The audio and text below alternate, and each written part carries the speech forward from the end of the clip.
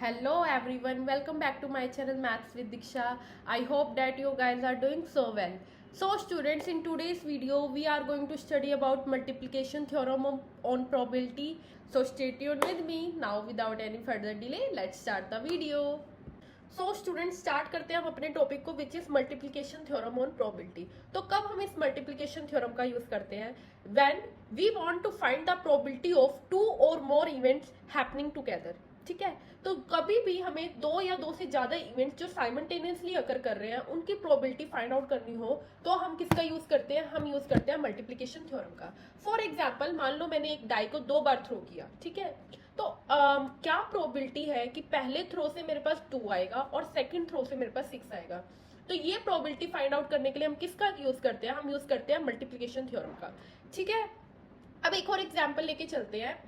मान लो अब जरूरी नहीं है कि हमारे पास सिर्फ 2 ही इवेंट्स हो। मान लो मेरे पास एक डेक ऑफ कार्ड है, उस डेक ऑफ कार्ड से मैंने 3 कार्ड्स बाहर निकाले। ठीक है, तो क्या प्रोबेबिलिटी है कि पहला कार्ड किंग होगा, दूसरा कार्ड क्वीन होगा और तीसरा कार्ड एस होगा? क्या प्रोबेबिलिटी है इसकी? हम कैसे फाइंड आउट करेंगे? इसको फाइंड आउट करते हैं हम मल्टीप्लिकेशन थ्योरम ऑन प्रोबेबिलिटी की हेल्प से। So basically in short multiplication theorem से हमें क्या मिलता है कि probability of that events which are occurring simultaneously together, which are occurring together. ठीक है, अब हमने कंडीशनल प्रोबेबिलिटी को पढ़ा था। कंडीशनल प्रोबेबिलिटी में हम क्या फाइंड आउट कर रहे थे? हम कहते थे कि we have to find the probability of event E given that F is already occurred. मतलब एक इवेंट जो हो चुका होता था उसके होते हुए हमें दूसरे इवेंट के होने की प्रोबेबिलिटी फाइंड आउट करनी होती थी कंडीशनल प्रोबेबिलिटी के केस में। बट हम यहाँ क्या कर रहे हैं? हम यहाँ पे 2 इवेंट्स के साइमल्टेनियसली अकर होने की प्रोबेबिलिटी फाइंड आउट कर रहे हैं। ठीक है, दोनों में डिफरेंस। स्टूडेंट्स, अब अगर मैं आपसे ये पूछूं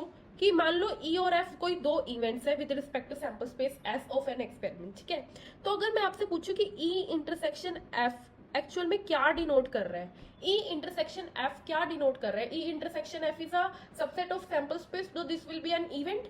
और ये कैसा इवेंट है? ई इंटरसेक्शन एफ ये एक ऐसा इवेंट है जो ई और एफ दोनों के साइमल्टेनियस टुगेदर अकर होने की प्रोबेबिलिटी को बताएगा। ठीक है, दोनों के इकट्ठे अकर होने की जो प्रोबेबिलिटी को बताएगा that will be our probability of E intersection F. ठीक है, तो जो ई इंटरसेक्शन एफ है वो हमें क्या बताता है कि ई और एफ के साइमल्टेनियस अकर होने की प्रोबेबिलिटी को बताता है। ठीक है, और इसी चीज को मैं कैसे लिख सकती हूँ? इसी ई इंटरसेक्शन एफ को मैं ई एफ से भी डिनोट कर सकती हूँ। ठीक है, तो बेसिकली मल्टीप्लिकेशन थ्योरम में मेरे को क्या फाइंड करना होता है? प्रोबेबिलिटी ऑफ ई एफ बताती है हमें मल्टीप्लिकेशन थ्योरम क्या होगी, या फिर हम कह सकते हैं probability of E intersection F हमें बताएगी ये थ्योरम कि 2 इवेंट्स के टुगेदर अकर होने की क्या प्रोबेबिलिटी है, वो हमें मल्टीप्लिकेशन थ्योरम बताती है। और ये किसके इक्वल होगी? चलो अभी फाइंड करेंगे किसके इक्वल आएगी। हमारे पास कंडीशनल प्रोबेबिलिटी के केस में क्या था कि probability of E given F is equal to probability of E intersection F over में प्रोबेबिलिटी ऑफ एफ। ठीक है, where probability of F is not equal to 0। ठीक है, तो यहां से मेरे पास probability of E intersection F किसके इक्वल आ जाएगा? This will be equal to probability of F into probability of E given F. ठीक है, इसको इक्वेशन 1 कह दिया मैंने। ठीक है, अब सिमिलरली अगर मैं बात करूं probability of F given E किसके इक्वल होगा? This will be equal to probability of F intersection E over में probability of E, where probability of E is not equal to 0। ठीक है, this implies probability of E intersection F भी लिख सकते हैं क्योंकि एफ इंटरसेक्शन ई और E intersection F दोनों इक्वल होते हैं। So this will be equal to probability of E into probability of F given E, sorry probability of F given E. ठीक है, so this is your 2। So from 1 and 2, from 1 and 2 आपके पास क्या आ गया कि probability of E intersection F, और you can say probability of E F will be equal to probability of F into probability of E given F और probability of E into probability of F given E. ठीक है, तो ये आपकी multiplication theorem होती है। अगर हम इस थ्योरम को ध्यान से समझे तो ये थ्योरम हमें क्या बता रही है कि ई और एफ 2 इवेंट्स हैं, इनके इकट्ठे अक्कर होने की प्रोबेबिलिटी किसके इक्वल होगी? इसकी किसके इक्वल होगी? Probability of F first event के and probability of second event given that first event is already occurred. ठीक है, प्रोबेबिलिटी ऑफ एफ अगर पहले अकर हो रहा है, अब सेकंड इनटू में probability of E given that F is already occurred, या फिर किसके इक्वल होगी कि पहले अगर इवेंट ई अकर हो गया तो probability of event E into probability of other event which is F, probability of F given that E is already occurred. इन दोनों में से आप जिस मर्जी का यूज करो। जैसे हमारे पास दो इवेंट्स है ई एंड एफ, आप उनमें से पहले जो मर्जी अकर करवा दो। ठीक है, पहला इवेंट अकर कर गया, मान लो मैंने पहला ई ले लिया, तो ई अकर कर चुका है इनटू एफ के अकर होने की probability given that E is already occurred. इन दोनों की जो मल्टीप्लाई है वो हमें क्या देगी, वो हमें ई एफ के साइमल्टेनियसली अकर होने की प्रोबेबिलिटी बताएगी। ठीक है, सो ये हमारे पास होती है मल्टीप्लिकेशन थ्योरम। अब स्टूडेंट्स ये तो हमारे पास था बेसिकली 2 के लिए। ठीक है, ये जो फार्मूला है हमारे पास, ये हमारे पास है 2 इवेंट्स के लिए, सॉरी। ठीक है, अब अगर मैं आपसे पूछूं कि प्रोबेबिलिटी ऑफ, आप मुझे बताओ कि probability of E F G 3 events के साइमल्टेनियसली अकर होने की क्या प्रोबेबिलिटी होगी। So this will be equal to probability of E into probability of F, क्या अकर हो चुका है, ई अकर हो चुका है given that E is already occur, into probability of G, क्या क्या अकर हो चुके हैं, ई और एफ दोनों अकर हो चुके हैं, और ई और एफ के अकर होने को क्या बोलते हैं हम, ई एफ। ठीक है, probability of G given that E and F already occurred. तो ये हमारे पास आएगा अगर 3 है, और इसी को आगे हम क्या कर देते हैं, जनरलाइज कर देते हैं, 4 का भी इसी तरह आगे बढ़ता रहेगा। ठीक है, तो ये हमारे पास बेसिकली होती है मल्टीप्लिकेशन थ्योरम। अब हम क्वेश्चंस पे चलते हैं। हमारा फर्स्ट क्वेश्चन है, an urn contains 10 black and 5 white balls, 2 balls are drawn from the urn one after the other without replacement. What is the probability that both the balls are black? ठीक है, तो एक earn है जिसमें total 15 balls हैं, जिनमें से 10 black है आपके पास और 5 व्हाइट बॉल्स है। ठीक है, तो मैंने उसमें से 2 बॉल्स निकाल ली। अब मुझे प्रोबेबिलिटी निकालनी है कि दोनों की 2 बॉल्स क्या है, ब्लैक है। मीन्स पहली बार जो बॉल निकाली वो भी ब्लैक है, और फिर जब दूसरी बॉल निकाली वो भी क्या है, ब्लैक है। तो मैं यहाँ पे 2 events E and F define कर रही हूँ। ई इवेंट में डिफाइन कर रही हूँ, the first ball drawn is black, and F event define कर रही हूं, the second ball drawn is black। ठीक है, अब मुझे क्या फाइंड आउट करना है, मुझे probability of E F find out करनी है। ई एफ बोले तो probability of occurring E and F together. ठीक है, दोनों के टुगेदर अकर होने की प्रोबेबिलिटी निकालनी है। So this will be equal to according to multiplication theorem probability of E into में probability of F given that E is already occurred, इसकी इक्वल होगी। तो प्रोबेबिलिटी ऑफ ई किसके इक्वल होगी, अब ई है हमारी एक ब्लैक बॉल निकालने की। ठीक है, अब देखो total number of black balls कितनी है, 10, और टोटल नंबर ऑफ बॉल्स कितनी है, 15। सो प्रोबेबिलिटी ऑफ ई हमारे पास क्या बनेगी, probability of E will be 10/15।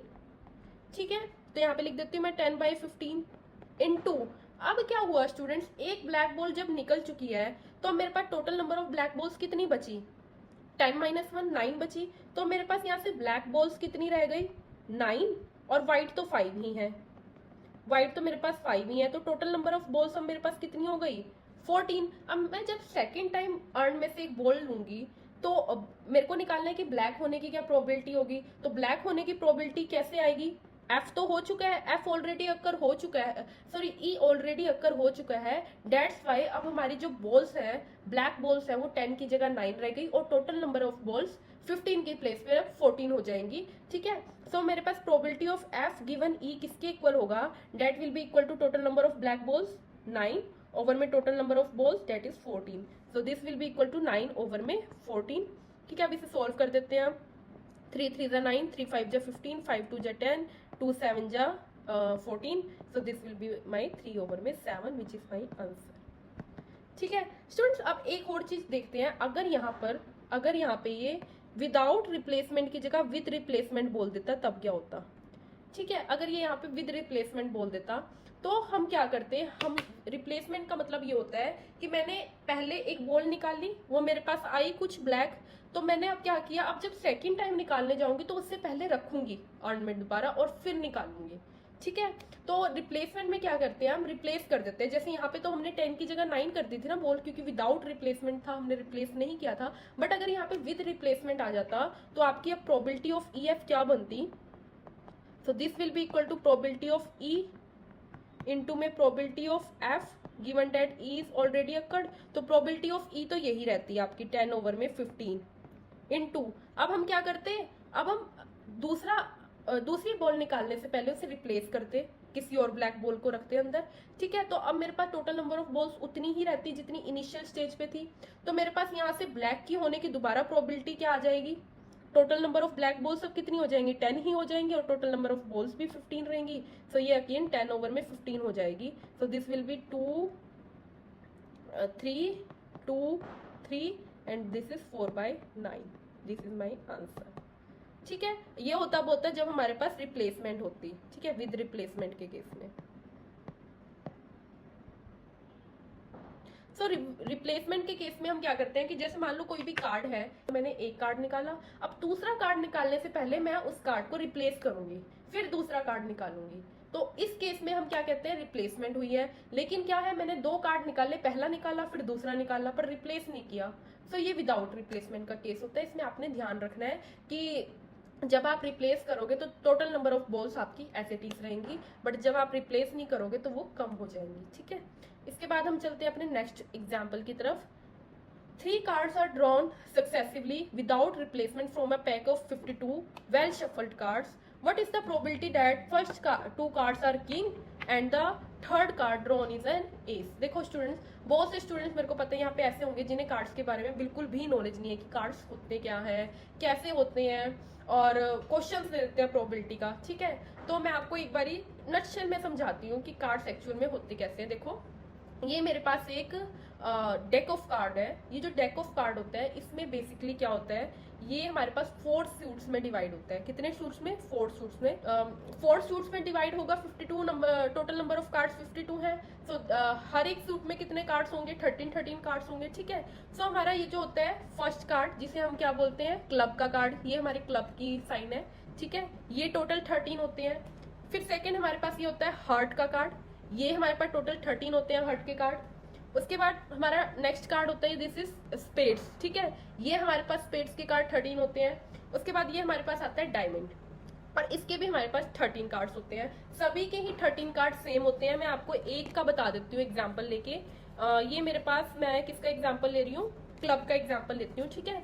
तो इसमें बेसिकली मेरे पास क्या होता है, जो मेरे नंबर कार्ड्स होते हैं वो 2 से लेकर 10 तक होते हैं। ठीक है। ये मेरे नंबर कार्ड्स हैं, एज यू कैन सी। ठीक है। ये मेरे नंबर कार्ड्स हैं जो 2 से स्टार्ट होते हैं, 2 3 4 5 6 7 8 9 10। ठीक है। इसी तरह से ये हार्ट के भी होंगे, स्पेड्स के भी होंगे, डायमंड के भी इसी तरह से होंगे 2 से लेकर 10 तक। ठीक है। उसके बाद मेरे पास 3 फेस कार्ड होते हैं। ठीक है। ये मेरे पास 3 फेस कार्ड होते हैं। ठीक है। ये 3 फेस कार्ड होते हैं, जैक, क्वीन एंड किंग। ये 3 मेरे पास क्या होते हैं, फेस कार्ड। और उसके बाद मेरे पास एक एस आता है। ठीक है। ये मेरे पास एक एस होता है। सो जिस तरह से ये क्लब के थे, सेम उसी तरह से 13 कार्ड हमारे पास हार्ट के होते हैं, डायमंड के होते हैं और स्पेड्स के होते हैं। ठीक है। तो बेसिकली अब अगर मैं आपसे पूछूं कि टोटल नंबर ऑफ किंग्स कितने होंगे, तो 4 होंगे। फर्स्ट किंग किससे आएगा, हार्ट से, स्पेड से, क्लब से और डायमंड से। ठीक है। इसी तरह से टोटल नंबर ऑफ एस भी 4 होंगे, total number of number cards भी हर एक के 4 होंगे, और total number of face card भी हर एक के 4 होंगे। ठीक है। तो ये आपको कार्ड्स के बारे में अच्छी तरह से पता होना चाहिए। ठीक है। अब हम इस क्वेश्चन को देखते हैं। इस क्वेश्चन में क्या कहा गया है, 3 cards are drawn successively without replacement. Replacement नहीं की। क्वेश्चन का मजा ही तब है जब विदाउट रिप्लेसमेंट हो, अगर रिप्लेसमेंट करती तो बचा ही क्या। From a pack of 52 well shuffled cards. ठीक है। What is the probability that first 2 cards are king and the third card is an ace card? अब इसमें क्या है, हमारे पास 3 इवेंट्स है। ये मेरे पास एक डेक ऑफ कार्ड था, मैंने से कोई भी 3 रैंडम कार्ड निकाल लिए। तो मुझे क्या प्रोबेबिलिटी निकालनी है, मुझे निकालनी है कि 2 कार्ड पक्का किंग होने चाहिए और थर्ड कार्ड क्या होना चाहिए, एस का होना चाहिए। ये मुझे प्रोबेबिलिटी फाइंड आउट करनी है। तो देखते हैं कैसे होगी। मैं क्या करती हूँ, मैं इवेंट डिफाइन करती हूँ, लेट के be the event that the card drawn is a king. ठीक है, के किसे डिनोट कर रहा है कि जो कार्ड ड्रॉ हुआ है वो किंग है, and A be the event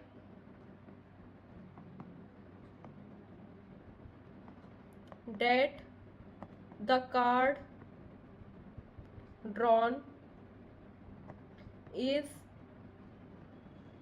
N S. ठीक है, ए किसे डिनोट कर रहा है, ए एस होने के इवेंट को डिनोट कर रहा है। हमें फाइंड क्या करनी है, हमें फाइंड करनी है कि फर्स्ट ड्रॉ में किंग आए, सेकंड ड्रॉ में किंग आए और थर्ड ड्रॉ में एस आए। मुझे पी के फाइंड आउट करनी है, और this will be equal to probability of getting K in first drawn, probability of getting K in second drawn given that the first drawn is king, and the probability of getting ace in third drawn given that the probability of getting king in first drawn and king in second drawn. ठीक है, तो ये मेरे को basically find out करना है। तो अब चलते हैं इसे फाइंड आउट करने में। देखो स्टूडेंट्स, जो प्रोबेबिलिटी ऑफ गेटिंग के किंग क्या होगी, टोटल नंबर ऑफ किंग्स कितने होते हैं, 4। ठीक है, पता है आपको, अभी अभी मैंने बताया टोटल नंबर ऑफ किंग्स कितने होंगे 4, और टोटल नंबर ऑफ कार्ड्स कितने हैं 52। So this will be equal to 4 1 जा 4, 4 3 जा 12। ठीक है, ये होगी किंग आने की। अब जब आपने एक किंग निकाल लिया तो आपके पास अब टोटल नंबर ऑफ किंग्स कितने बचे, पहले 4 थे, एक निकल चुका है, तो अब टोटल नंबर ऑफ किंग्स कितने रह गए 3, और टोटल नंबर ऑफ कार्ड्स कितने रह गए, अब कार्ड एक निकल चुका है तो कार्ड भी 51 रह गए टोटल नंबर ऑफ। अब आपने probability of getting a king given that a king is already occurred, ये क्या होगी, टोटल नंबर ऑफ किंग सब कितने बचे हैं 3, ओवर में टोटल नंबर ऑफ कार्ड सब कितने बचे हैं 51। So this will be 1 over में